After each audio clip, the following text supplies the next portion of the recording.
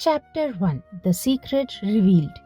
आज हम एक ऐसे रहस्य की बात करने जा रहे हैं जिसके बारे में कहा जाता है कि इसे दुनिया के सबसे महान लोगों ने समझा था। प्राचीन सभ्यताओं से लेकर महान वैज्ञानिकों तक, कवियों से लेकर दार्शनिकों तक, हर किसी ने किसी न किसी रूप में इस एक शक्ति का जिक्र किया है। कहा जाता है कि इंसान के विचार सिर्फ कल्पनाएं नहीं होते, बल्कि वो उसकी जिंदगी की दिशा तय करते हैं। आप जो महसूस करते हैं, जिस चीज पर अपना ध्यान लगाते हैं, वही धीरे धीरे आपकी दुनिया का हिस्सा बनने लगती है। इस अध्याय में एक ऐसी शक्ति के बारे में बताया गया है जो हर पल काम कर रही है। एक ऐसी शक्ति जो इंसान की सोच को उसकी हकीकत में बदल सकती है, और यही है लॉ ऑफ अट्रैक्शन, यानी आकर्षण का नियम। यह अध्याय दुनिया की मशहूर किताब द सीक्रेट से लिया गया है, जिसकी लेखिका है रॉन्डा बर्न। इस किताब ने दुनिया भर में लाखों लोगों को प्रेरित किया है, और आज भी लोग उसके विचारों को अपनी जिंदगी में अपनाने की कोशिश करते हैं। तो नमस्कार दोस्तों, मैं हूँ प्राची, और आज हम साथ मिलकर इस दिलचस्प अध्याय के अंदर छुपे उस रहस्य को समझेंगे जो कहता है कि इंसान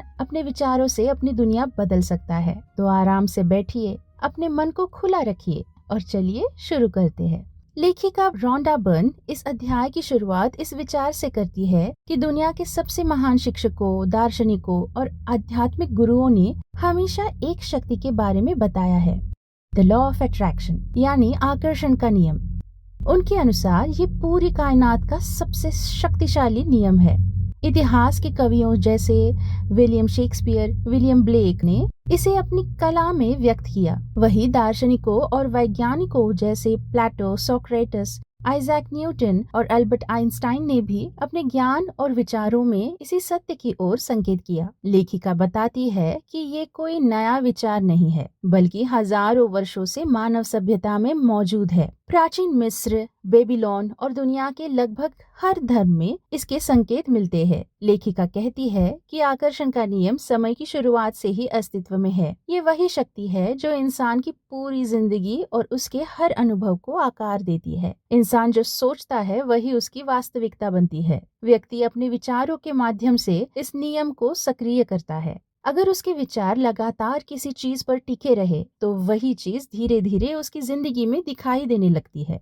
प्राचीन बेबीलोन के लोग इस नियम को समझते थे, इसीलिए वे दुनिया की सबसे समृद्ध सभ्यताओं में शामिल थे। उनके अनुसार आज भी दुनिया की बहुत कम आबादी के पास अधिकांश धन है, क्योंकि वे लोग इस रहस्य को जानते हैं। वे अपने मन में हमेशा समृद्धि और सफलता के विचार रखते हैं। ऐसे लोग गरीबी या कमी के बारे में नहीं सोचते, बल्कि उनका ध्यान केवल अवसरों और धन पर रहता है। यही कारण है कि आकर्षण का नियम उन्हें और अधिक सफलता की ओर खींचता है। लेखिका उदाहरण के तौर पे समझाती है कि कई लोग बहुत धन कमाते हैं, फिर भी सब कुछ खो देते हैं, लेकिन कुछ समय बाद दोबारा अमीर बन जाते हैं।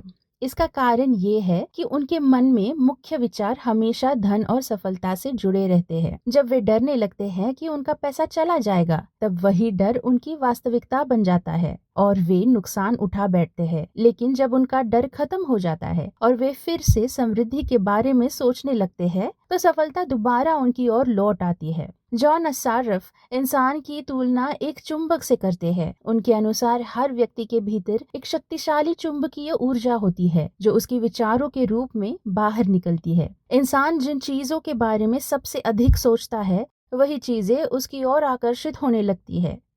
लाइक अट्रैक्ट्स लाइक, यानी जैसी सोच होगी वैसी ही परिस्थितियां पैदा होंगी। अगर कोई इंसान दुख, गुस्से और परेशानी के बारे में लगातार सोचता रहेगा, तो वैसे ही और अनुभव उसकी जिंदगी में आने लगेंगे। लेखिका रोजमर्रा की कुछ साधारण घटनाओं से इस नियम को समझाती है। जैसे कभी कभी कोई व्यक्ति किसी परेशानी के बारे में सोचता रहता है और थोड़ी ही देर में उसकी बेचैनी बढ़ने लगती है।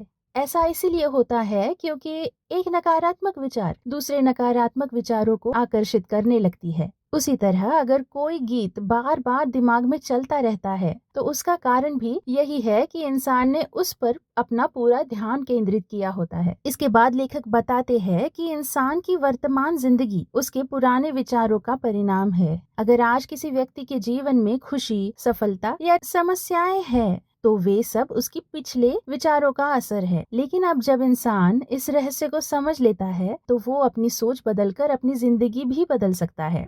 माइक डूली कहते हैं कि इस सिद्धांत को केवल 3 शब्दों में समझा जा सकता है, थॉट्स बिकम थिंग्स, यानी विचार वस्तु बन जाते हैं। लेखिका बार बार इस बात पर जोर देती है कि इंसान के विचार केवल कल्पना नहीं होते, बल्कि वे वास्तविकता को जन्म देते हैं। जो वाइटल बताते हैं कि हर विचार की एक आवृत्ति यानी फ्रीक्वेंसी होती है। जब इंसान किसी चीज पर बार बार कल्पना करता है, जैसे नई कार, पैसा, अच्छा व्यवसाय या जीवन साथी, तो वो लगातार एक विशेष ऊर्जा ब्रह्मांड में भेज रहा होता है। वही ऊर्जा वैसी ही परिस्थितियों को उसकी ओर आकर्षित करती है। लेखिका इसे टेलीविजन के उदाहरण से समझाती है। जैसे हर चैनल की अपनी फ्रीक्वेंसी होती है, उसी तरह इंसान के विचार भी एक फ्रीक्वेंसी पैदा करते हैं। अगर व्यक्ति अपनी जिंदगी बदलना चाहता है तो उसे अपने विचारों की फ्रीक्वेंसी बदलनी होगी। इसके बाद अध्याय का सबसे महत्वपूर्ण हिस्सा आता है, जहाँ लेखक बताते हैं कि अधिकतर लोग अपनी इच्छाओं के बजाय उन चीजों के बारे में सोचते रहते हैं जिन्हें वो नहीं चाहते। यही सबसे बड़ी समस्या है। लोग कहते हैं, देर नहीं करना चाहता, मैं बीमार नहीं पड़ना चाहता, मैं कर्ज में नहीं रहना चाहता, लेकिन आकर्षण का नियम नहीं शब्द को नहीं समझता। वो केवल उस चीज पर प्रतिक्रिया करता है जिस पर व्यक्ति ध्यान दे रहा होता है। इसीलिए अगर कोई लगातार बीमारी, कर्ज या परेशानी के बारे में सोचता रहेगा तो वही उसकी जिंदगी में बढ़ता जाएगा। लीजा निकोल समझाती है कि आकर्षण का नियम पूरी तरह निष्पक्ष है। वो ये तय नहीं करता कि कोई चीज अच्छी है या बुरी।